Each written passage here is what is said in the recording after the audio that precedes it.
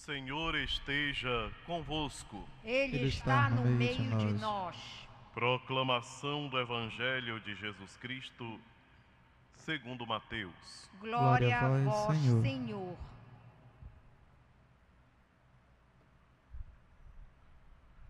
Naquele tempo, disse Jesus aos seus discípulos: Ouvistes o que foi dito: não cometerás adultério. Eu, porém, vos digo: todo aquele que olhar para uma mulher com o desejo de possuí-la, já cometeu adultério com ela no seu coração. Se o teu olho direito é para ti ocasião de pecado, arranca-o e joga-o para longe de ti. De fato, é melhor perder um dos teus membros do que todo o teu corpo ser jogado no inferno. Se a tua mão direita é para ti ocasião de pecado, corta-a e joga-a para longe de ti. De fato, é melhor perder um dos teus membros do que todo o teu corpo ir para o inferno. Foi dito também: quem se divorciar de sua mulher, lhe dê uma certidão de divórcio. Eu, porém, vos digo: todo aquele que se divorcia de sua mulher, a não ser por motivo de união irregular, faz com que ela se torne adúltera. E quem se casa com a mulher adúltera, divorciada, comete adultério. Palavra da salvação. Glória a vós, Senhor.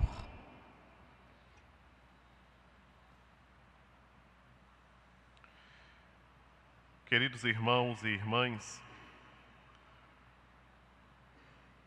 é uma boa ocasião para nós refletirmos sobre o nosso caminho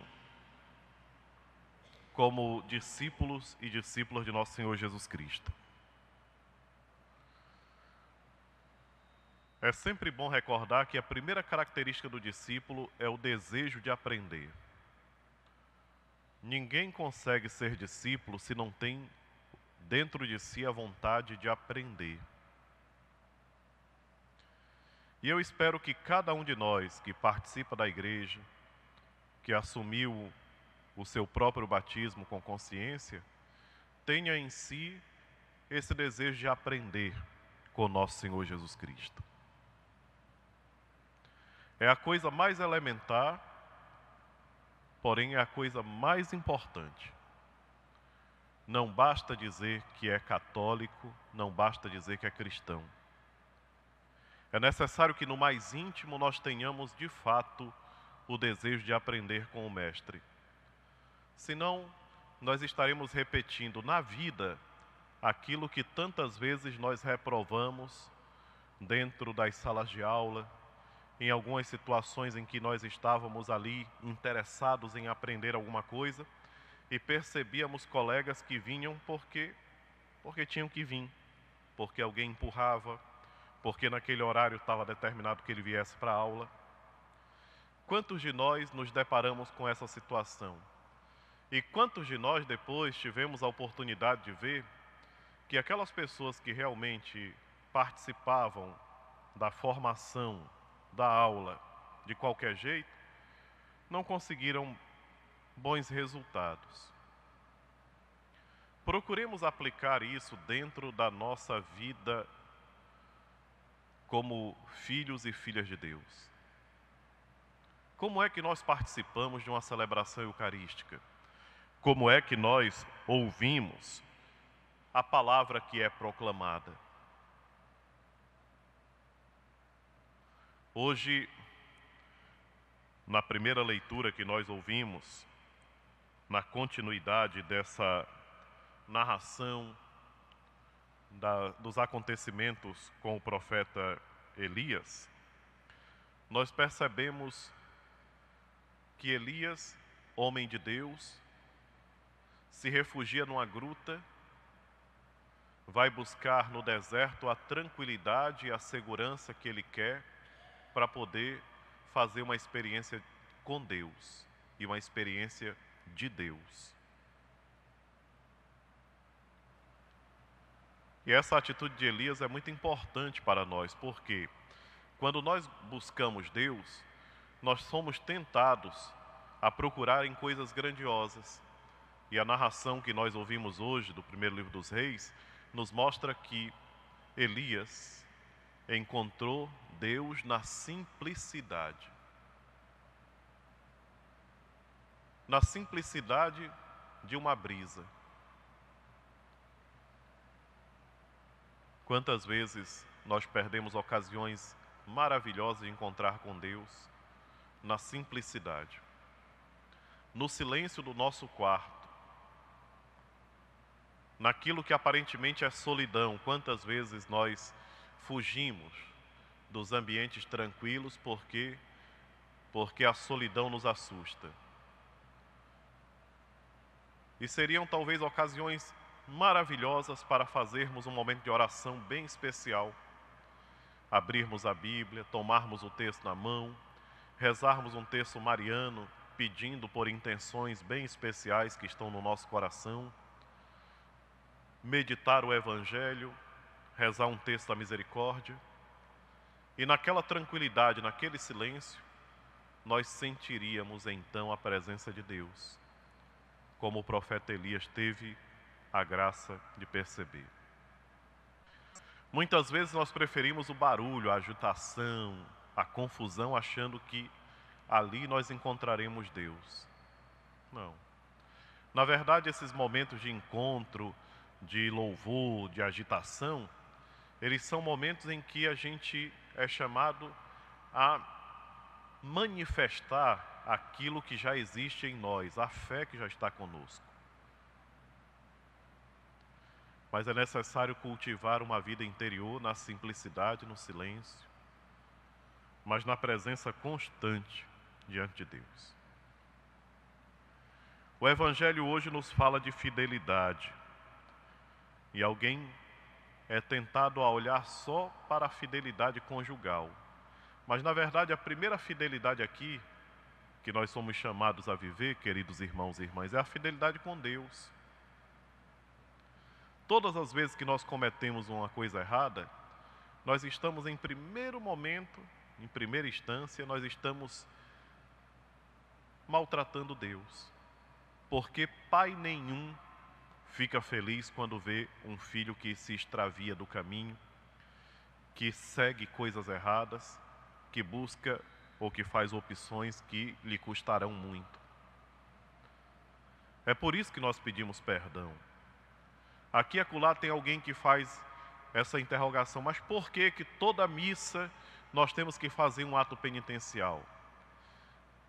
Porque até mesmo quem não comete pecados graves, ou até mesmo pecados veniais, é um pouquinho difícil, mas tem alguém que possa, e a gente não exclui. A um certo momento a gente, por um motivo ou por outro, comete algum deslize.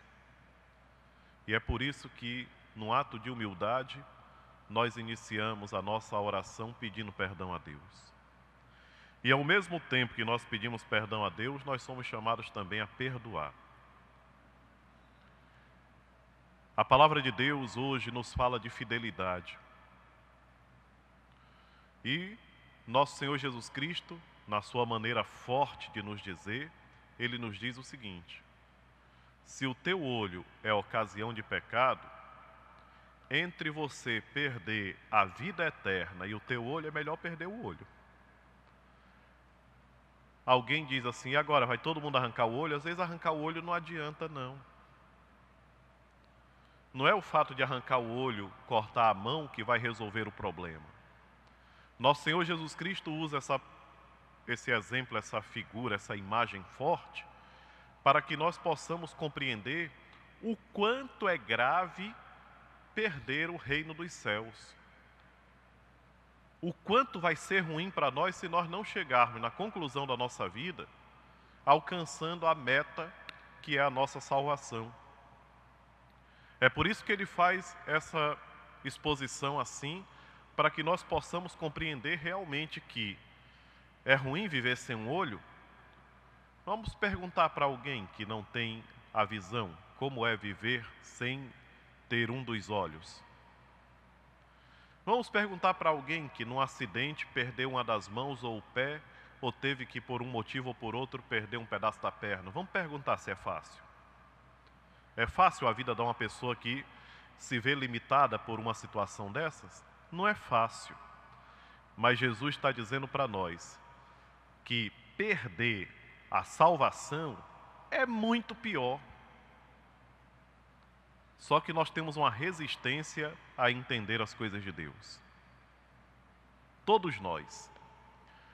Tem uma tendência muito grande no ser humano a querer minimizar a palavra de Deus.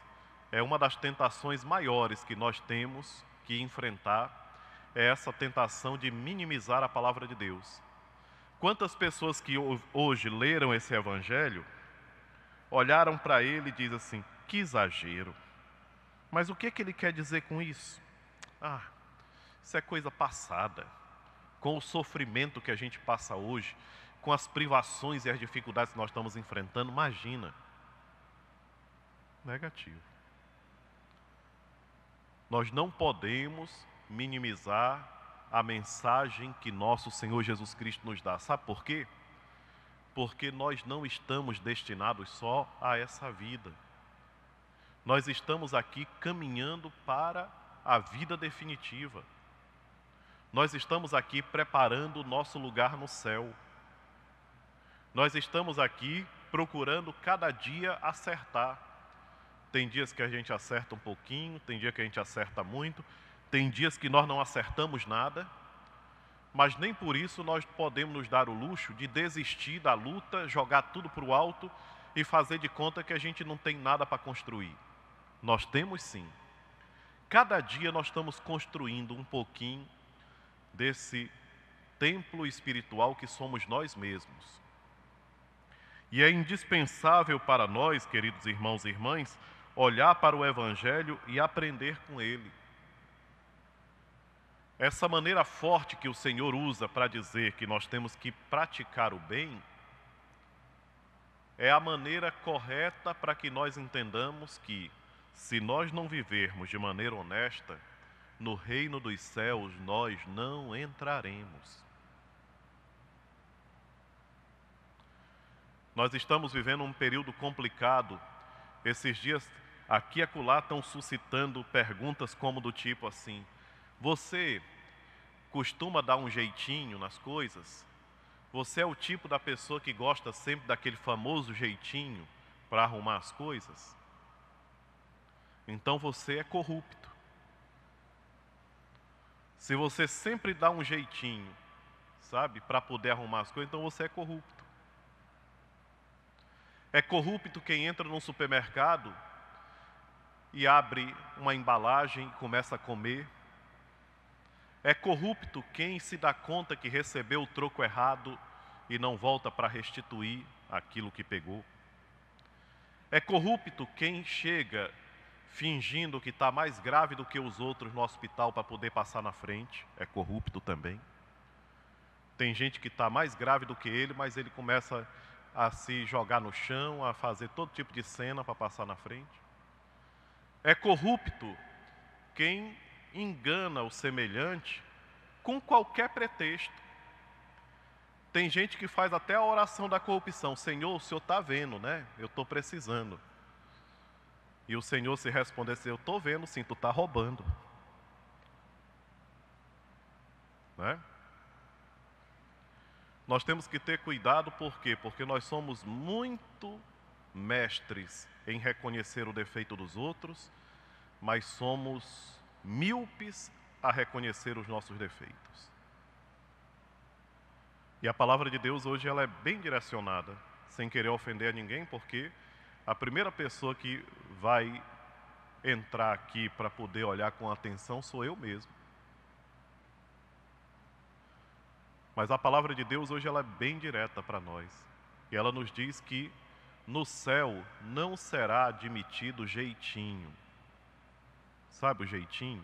No céu não será admitido jeitinho. Porque é a famosa frase que o pessoal fala: ah, a gente mente para todo mundo, mas para Deus não mente. Porém, não muda de atitude. Se você encontra uma coisa num lugar e não lhe pertence, não tem por que você tirar, sob pretexto nenhum. Ah, mas está com fome. Agora, aqui e acolá, tem gente querendo justificar. E quem quer justificar o pequeno, é porque quer justificar o grande também.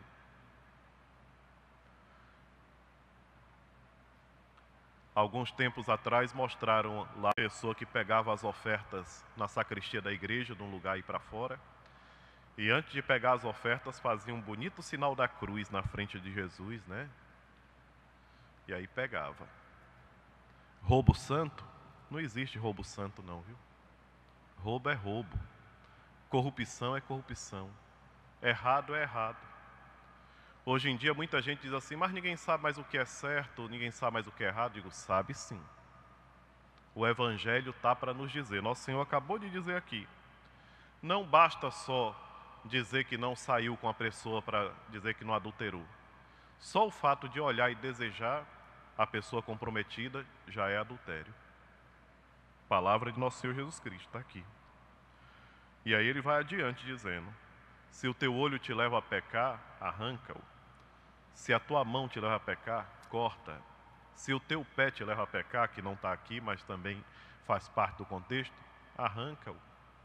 É melhor para ti entrar na vida faltando um dos teus membros, do que com todos eles tu ser jogado no fogo do inferno. Alguém diz assim, ah, isso é ultrapassado, isso é uma pregação da Idade Média. Eu digo, não, o Evangelho é o mesmo. Jesus Cristo é o mesmo ontem, hoje e sempre. E não tem como a gente colocar aqui amaciante de carne, né? Não tem como colocar o amaciante de alimento, que nem muita gente faz aí para poder mudar a textura da carne, não, porque a palavra de Deus está aqui. E se eu que estou explicando para vocês não me esforçar para viver, eu também vou para o inferno. Porque não basta só badalar na frente da igreja e chamar os outros, tem que ir também. Tem que ir seguindo Jesus Cristo. É por isso que eu comecei a reflexão perguntando para cada um daqueles que estão aqui no santuário, para mim em primeiro lugar e para quem nos acompanha pela Rede Vida. Você se sente discípulo de Jesus Cristo? Você tem desejo de aprender com Ele? Você sente a necessidade de aprender com Jesus? Então, se nós sentimos essa necessidade, aprendamos. O Evangelho é a nossa cartilha. Seguindo o Evangelho, nós vamos saber muito bem quando a gente cometeu o certo e quando nós cometemos o errado. E se nós nos guiarmos por Ele, nós chegaremos na verdadeira vida. Seja louvado nosso Senhor Jesus Cristo. Para sempre seja louvado.